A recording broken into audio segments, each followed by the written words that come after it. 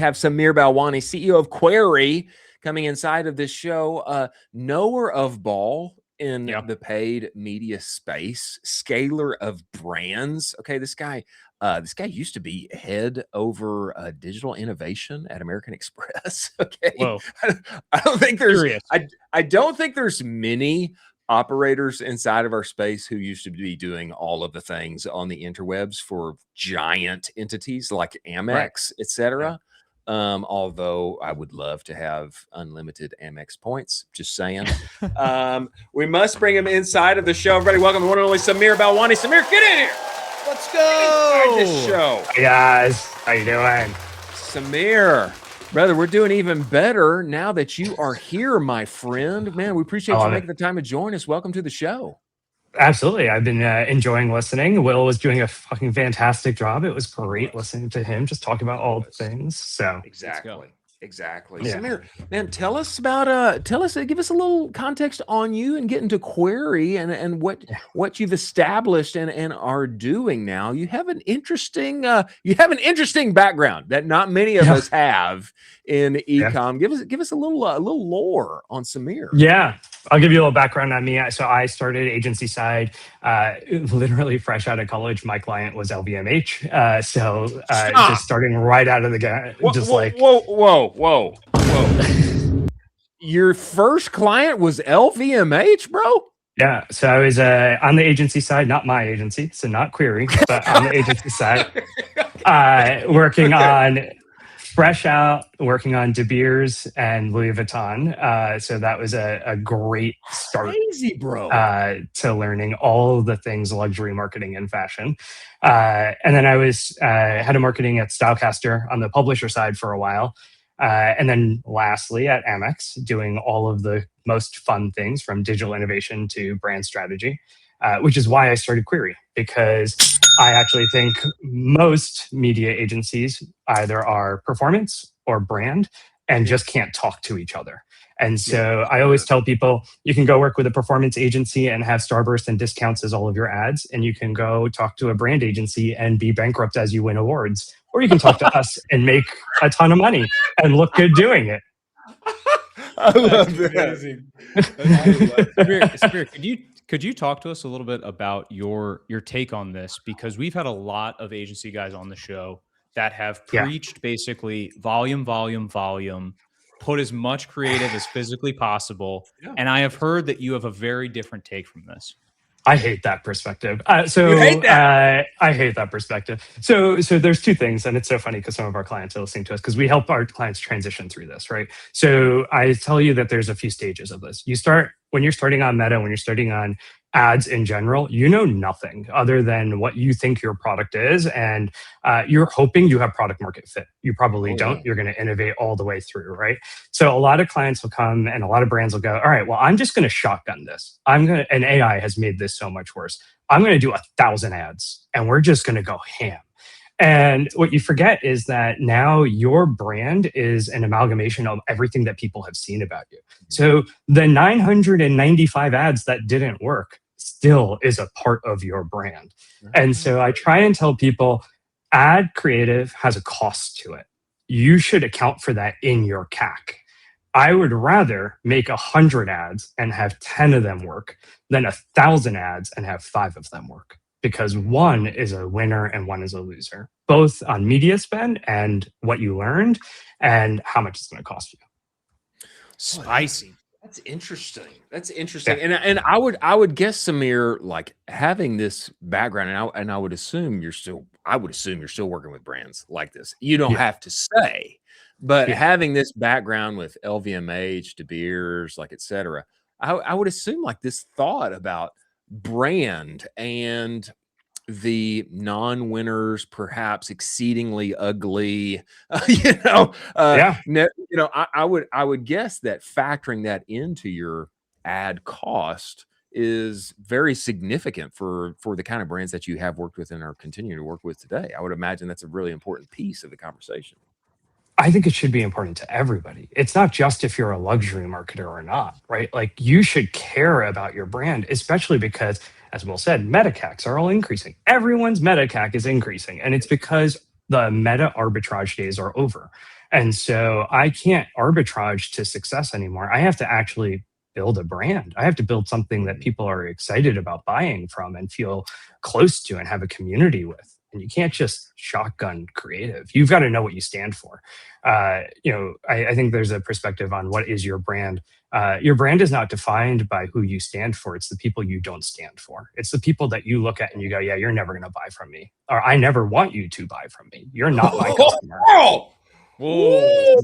Bars coming in here. Samir coming in hot with bars. I do think that this like approach that you're taking here with like defining like what is my brand, what do I what do I like, what do I not like, who is going to be my customer, who is not. I do think like taking this approach of like what am I not, who are my customers not, like I think that's probably a much easier path to walk down and define to get at this goal that you're talking about. I think it seems easier. I think it ends up being harder for people. Really? But the benefit of it is that when you say, hey, this is who I stand for, you always get this, right? Every fashion brand we've worked with, this is who I stand for. 18 to 26-year-old women with high household income. It's like everyone. Like, what do you don't stand for everybody then. So it's, telling me who I stand for, who I don't stand for. The who I don't stand for forces brands to actually make decisions. And they have to give up things. And brands are not good at giving up things. They want it all. But the only way you can be successful is if you decide where you actually want to focus, and more importantly, where you don't want to focus. What's not important right now. Wow. Interesting. Samir, could you talk to us about, on top of all of this, for what you do with the agency, you have basically a proprietary data layer. Could you talk to us a little bit about what this is, what you're doing with it, and what it's called?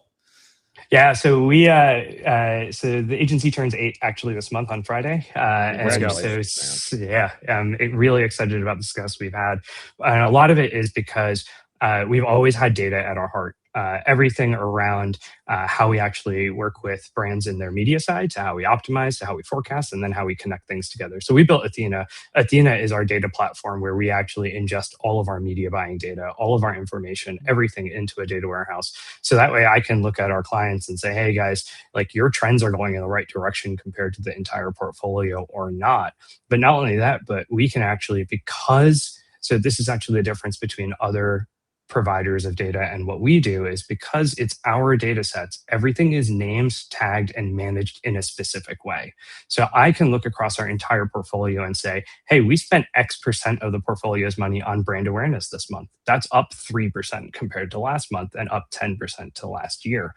And we can actually see the shifts. So when I say, hey, Qry's consideration returns are better than they were last year, it's because I know every ad that was tagged, every campaign that was tagged, and the data is just deeper than, hey, Meta's up. Okay, well, yeah, Meta's up. Meta CAC is up. Yeah, but that's because we're spending 30% more on brand awareness, and we're not actually expecting to see a CAC from that.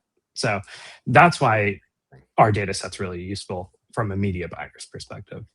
I love that. So having that, I would guess, I guess I would couch it as just having that kind of top-down perspective and truly being able to see the forest and the trees all at one time over a lengthy period, et cetera, and being able to evaluate that to what's happening across your portfolio right now.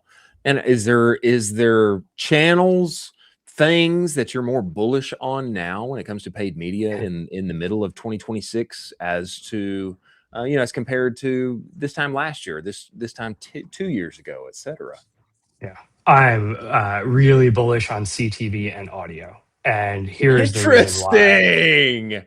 Here's the reason why. I think a lot of brands used to use Meta to introduce into new audiences, right?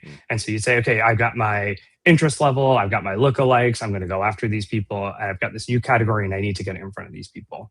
That's all well and good, but Meta doesn't allow you to do that anymore because it's all Advantage Plus. Yeah. And so it's all like, okay, Meta knows this about my customer and I want to go into this. But now what if I want to break into a new customer? What if I want to break into a new geography or region or new type of customer? The only way you can do that was contextual advertising. So CTV and audio against podcast and video is really valuable because I can go, hey, I know my customer is usually this, but this product's going to do really well for this customer, and they listen to and watch these shows. I want to be in front of them. So let's do it that way. So that's why I'm really bullish on it, because that's where I get step change. Brand new category entry, brand new product entry. That's just money to the bottom line versus trying to incrementally grow my business based off of what I have already. It's just small growth. I like that. I like wow. that a lot. I like that. Samir, piece. On top of this too, you are also, I would say you are very interested in and very exceptional at vibe coding / actual coding. I think you're very humble about this, but you're actually incredible at building in the background where others are trying to kind of play building. Are you building anything for the agency itself right now in the terms of vibe coding? Are you building anything for clients? Like what are you messing around with the beautiful Fable 5 now? I feel like I need to have a whole separate computer and just like a whole separate setup for this. It's just running constantly. So the beauty of having all of the data and the best part about having Athena like kind of sit there. So the best AI's ability to actually ingest so much information and then make sense of it is the hidden piece that nobody pays attention to. And so we've got our Athena data set. Now, I see numbers for a client. I want to know the context around it, right? So as an agency, we have the context around everything. We do monthly reporting. We have a project management system that has every change that we've made. And we have call recordings for every call and conversation we've made. So if you're a client of ours, guess what? We've got an AI that's looking at your ad data, your ad accounts on a daily basis, combining it against your project management system, your call recordings, all of the emails that we have with you, and reviewing that and giving my team a daily brief. What's working? What's not working? Hey, you put that strategy together. Is it actually doing what you expected it to do? Hey, when you reported out last week, did you actually include the questions the client wanted to ask and make sure they had answered? Their board asked for this last time. Let's make sure we include this in the next time. That's all powered by AI for us, right? The context around the data is what's valuable. Otherwise, it's just monitoring numbers. It's not a strategic decision. Unless I know why a number changed, I can't make a decision on whether I want to do it again or not. Wow. That sounds very HQ-esque. Yeah, it's very all of that context, and then like feeding that in. I would suppose like it seems like in the reporting here, you're the different members on your team are getting coaching. Like, hey, did you do this? Hey, here's context around this. Did this? It almost kind of sounds like a chief of maybe not a chief of staff, and not an all-seeing Sauron eye either. But there's like something like really positive there about being aware of everything and then continually bringing that up and prompting the team, but without being weighted to, oh, you prompted me, now I'll give you information. So our perspective on AI is it will not replace anyone on the team. It will accelerate the speed at which we get to do it and make it more fun. So for example, we have an agent that reviews every ad for typos every day. It's just a simple thing. It's super annoying if you're a media buyer, you're trafficking an ad and you spelt something wrong and you get dinged by it by the client, or like the ad's not going to perform well and it could have been a big winner. You don't want to do it. So why don't we just let AI take care of that so you can go back to doing the things that are more fun? Yeah, I like that. I like that approach. Ingesting all of this data and seeing all of this year-over-year change, is there anything that you're now bearish on that you would have been more excited about maybe a year or 2 years ago that you are now a little bit more less excited, bearish, kind of not really putting a lot of effort into it? Moving money away from, maybe? Moving money away from, honestly, reallocating. Yes and no. I think advertising as a whole is just growing. I think people are moving money away from Meta. We're moving money away from Meta mostly because at one point it is really good at our conversion and consideration audiences, right? Like, bottom of funnel, we're going to be focused there. Like lower middle funnel, right? But I think a lot of people have to start thinking about Meta as old school media buyers and saying, okay, my CPM here is X. Do I go here where my CPM is Y and I might be able to reach the same audience? And so that's a piece of it. The other thing is I am really bearish on media buying by spreadsheet. And I think people need to remember that every ad impression is not made equally. A high impact ad is more valuable than something that you just see scrolling through your feed. So I'm really excited about our partnerships with Reddit because I think the contextual targeting of ads on Reddit is really interesting. Because it's like you can target people who are actually asking questions about things, and then your ad shows up. My favorite is do ad creative going directly after people that are complaining about your competitors. So then when someone goes to research your competitor and they see that Reddit thread, your ad shows up and you can literally be like, yeah, we're better than what you're reading right now. Or so, that's what I mean by media buying by spreadsheet. There's so much data out there that it's really easy to say, okay, yeah, my numbers are up and to the right, but there's certain things in there that are actually driving it, and you got to have a really good understanding of that, and then be creative with it. Wow, I Reddit totally brought up on the agree. show. This is exciting. I totally agree with this, and I mean, it very much seems to be the case that Andromeda is continuing to Andromeda, and it's great. It's great for finding people middle, lower, bottom funnel. People want my thing, awesome. But let's recognize the fact though too, costs going up.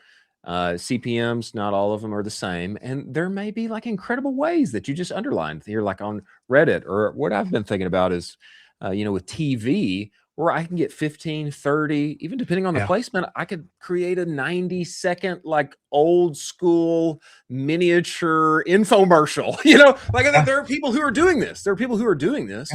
And it's sell, baby, sell. I've got attention, and it's a higher impact impression than just scrolling by somebody in the feed. The other piece of that. The other piece of that too is like everyone buys Meta because you go, okay, I'm okay with my CPMs being $35 because it's targeted, right? Yeah. And that's fine. But why not just buy a $6 CPM and be like, yeah, all right, 5x of this is waste. Like I actually don't care, right? Like it's totally fine. And so that's the piece where it's like, my team is really good at it. If you are going to charge us something, so like you're going to charge us a percentage on our CPM, we're going to A/B test it. You're going to tell me that my targeting is going to be 10% better. It's got to be at least 15% to cover your cost plus the improvement on it, right? And if it's not, I'm better off just wasting that money. Like it actually doesn't matter, right? So I think that's the piece where there's so much tech out there. There's so many tools. It's really easy to kind of get sucked in and be like, yeah, I'm going to use all of these things. But sometimes you don't really need to. Just know your customer, know who's not your customer, be impactful, leave an impression, and really build the brand. That's like the key pieces. I love that. Samir, do you talk on the internet anywhere, brother? I feel like you got sauce, and you've got absolute sauce. And I until today, this is my first time to be aware of you, interact with you, and I feel like that should not be the case. Where do people find you, follow you? Where are you most active? Because I want to be an active participant and listener there. So easiest one is find me on LinkedIn, Samir Balwani. You can follow me, connect with me there. I post pretty regularly. The second one is I also run a podcast, Chief Advertiser. Come on down, Chief Advertiser. I interview advertising leads on the problems that they're dealing with, the things that they're trying to overcome, and we kind of chat through them together, and it's super exciting. So, and then of course, check us out, Qry. We are QRY.com. We do benchmark reports and audits as needed. So give us a shout. Chief Advertiser is one that we just connected on LinkedIn, and now I'm going to find Chief Advertiser and make sure I am subscribed. Incredible, man. Incredible. Samir, you are one to watch. Everybody needs to go find and follow Samir, subscribe to Chief Advertiser. I think having listened to this, probably worthwhile to have him check out your account and what's going on there. And man, brother, we appreciate you making the time to join us, man. And we need to have you back. I think we need to have you back. Thanks for having me. This was so much fun. All right. Appreciate you, brother. Bye.